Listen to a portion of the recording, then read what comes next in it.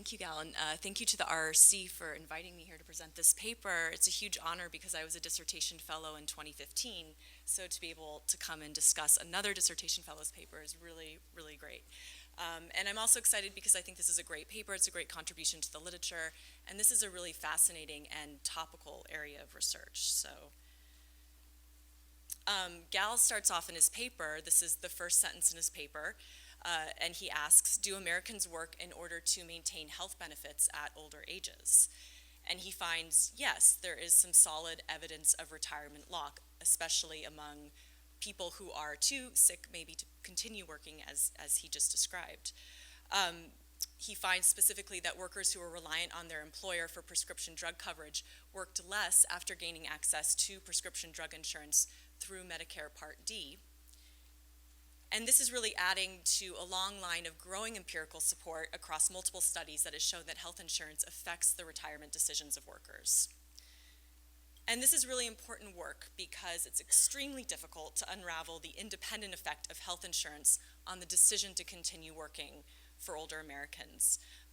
As everyone in here knows, the decision to work or retire is incredibly complex. It's really a conglomeration of multiple factors. And so to be able to really isolate that causal pathway and say it is health insurance that was causing these people to continue working, not having access to that was, causing them to continue work is something that is very important to isolate.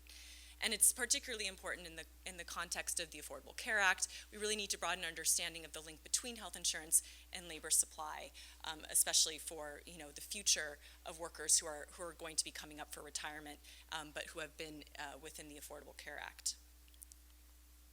So, that has like a nice, interesting. Okay, so he uses a quasi-natural experiment to causally associate health insurance with labor supply. And I want to show, this is a figure from his paper. Sorry, it seems like somehow it's gotten really distorted, but this is a figure from his paper. And what you can see is that he's used the health and retirement study to find these really unique treatment and control groups. So he has this treatment group, that's the red line, and they're only covered by an employer retirement health plan up to age 65. And then he has a control group, and they're covered before and after age 65. So in other words, they weren't affected by Medicare Part D.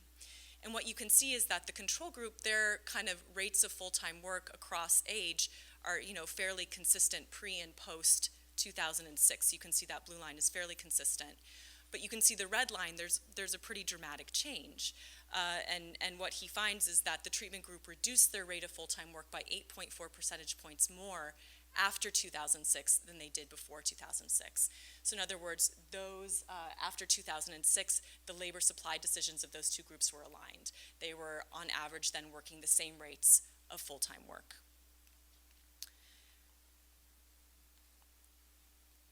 So since I've been charged to kind of discuss the policy implications and the broader scope of Gal's work, I wanted to take a step back and look kind of a little bit more at job lock.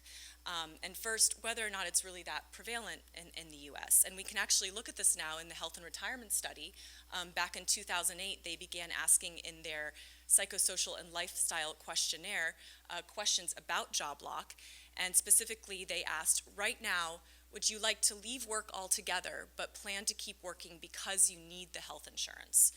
And so when I looked at this in the health and retirement study, I found that 57% of workers, and again, these are among workers with employer-provided health insurance who are working, say 57% yes, I would like to leave work, but I can't. If we break this down by age, we can see that the large majority of these workers are under age 65. So 66% of workers under age 65 are reporting job lock.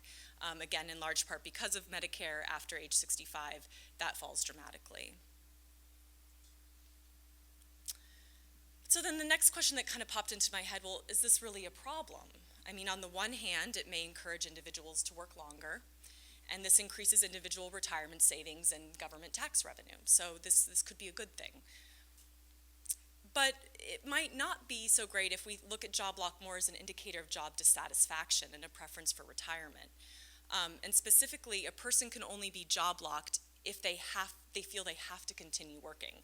So in other words, they feel pushed or forced to continue working for financial or other economic reasons.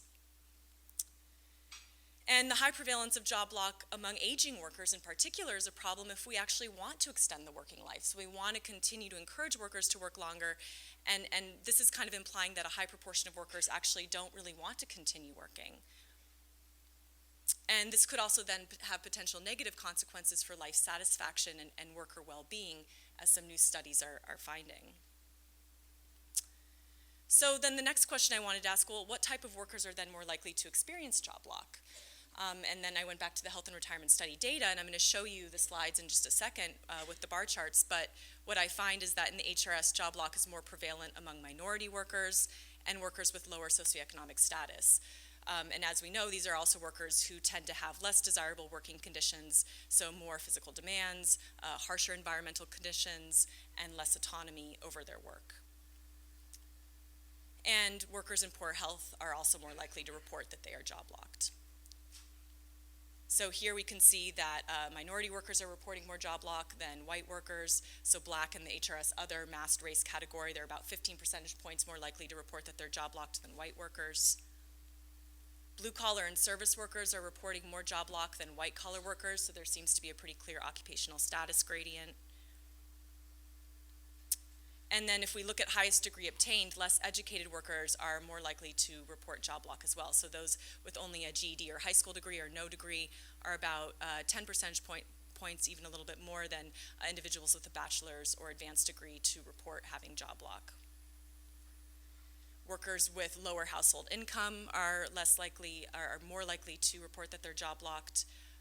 They have about $20,000 less in household income on average. And job locked workers also have less household wealth. So we see discrepancies, huge discrepancies there as well. And finally, if you just look at self-reported health categories, workers who report being good, fair, or poor health are much more likely to report that they're job locked.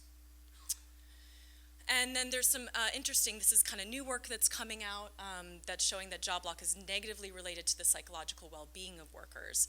So there's some recent work by Gwen Fisher and colleagues in a recent issue of Work, Aging, and Retirement that shows that job lock is actually negatively associated with life satisfaction. And then when they followed up with those workers, they actually also found that there was earlier retirement subsequently as a consequence.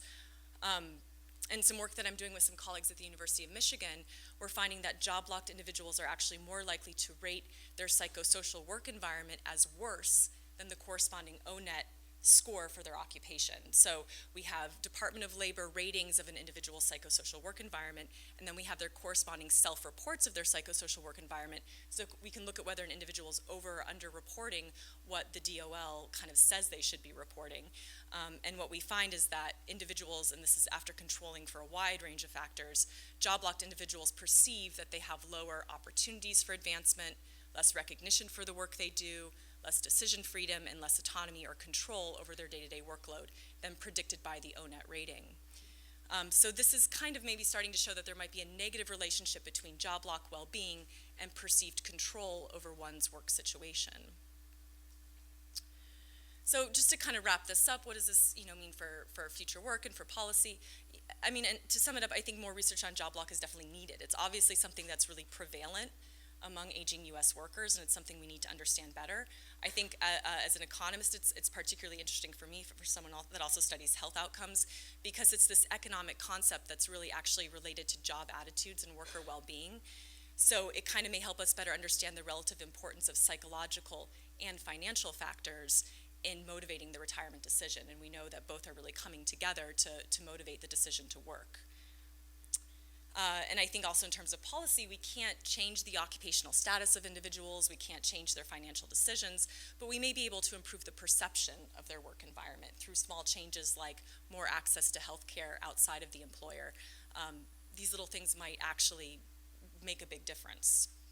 I mean, these are all, kind of bigger, I'm not, stating policy claims, but I think these could be interesting courses for future work. And potentially, now that we have the ACA, it might be interesting to look at across the life course whether job lock may actually improve worker perception and therefore motivate longer working lives. So actually more access to health care at a younger age, more freedom of labor mobility, whether that actually may in the long run entice people to work longer. And as I mentioned with the result, with the ACA, we may actually be able to start looking at this on a small degree. But ultimately, I think research like GALS that can really exploit these quasi-experimental variation is really the gold standard and what's needed in this work, because it's so difficult to isolate these causal pathways.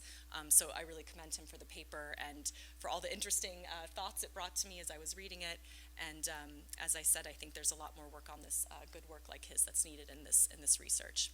So thank you for having me today. Thank you, Laura. Thank you.